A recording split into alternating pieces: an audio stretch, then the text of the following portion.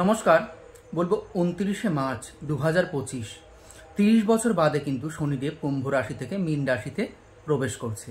আর এই দিন আমি বলবো 3 কাজ কিন্তু একদম কোনোভাবেই তোমরা ভুলেও করবে না। কি করবে না? এই 29শে মার্চ শনিবার ভুলেও কিন্তু কোনোভাবেই ঝগড়াঝাটি করবে না, অর্থাৎ যতক্ষণই পারবে মাথাটাকে ঠান্ডা রাখার চেষ্টা করবে।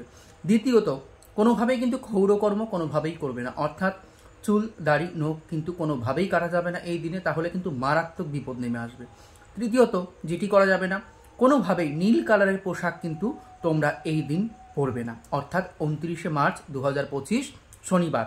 যেহেতু শনিদেব 30 বছর বাদে মীন রাশিতে যাচ্ছে আর বারটিও কিন্তু পড়েছে শনিবার আবার অমাবস্যা, তাই আমি যেই 3 কাজ করতে বারণ করলাম এইগুলো কিন্তু তোমরা অবশ্যই মানবে। যাই হোক, কেমন লাগলো আজকের রেমেডি অবশ্যই কমেন্ট করে জানাতে ভুলো না। যদি ভালো লেগে থাকে একটি লাইক একটি শেয়ার অবশ্যই কিন্তু করে দিও। নমস্কার।